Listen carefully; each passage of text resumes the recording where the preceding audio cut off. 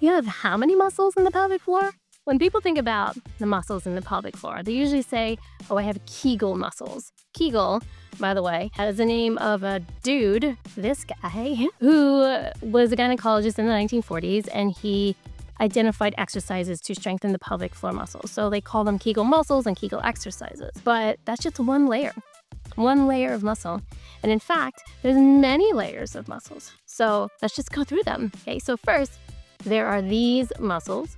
These are the sexual functioning muscles because they are directly attached to the clitoris for the females. They are at the base of the penis for males. So they contribute to arousal and orgasm, and they're super important, right? But this is a superficial layer of muscle. Then you have another layer of muscle that it wraps around the base of the bladder and it wraps around the rectum. And what do those do? They keep you dry, right? So they reflexively contract when you cough, laugh, or sneeze.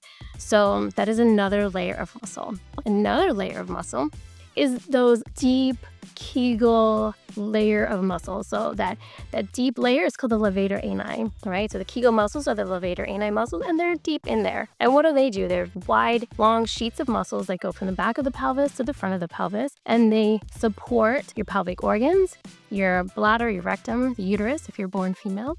And also they connect to the pelvis, so they support your pelvic bones, and they contribute also to sexual functioning. These muscles wrap around the vaginal canal, and they help with erection and arousal. So these are very important muscles. There are many layers, and they all contract at the same time. So when you contract your pelvic floor muscles, when you do a Kegel exercise, all of these muscles are contracting at the same time. So they contract as a unit. So there's a lot going on in here, and they all affect the organs and all the functioning in the pelvis. So everything's intimately intertwined. So everything is important.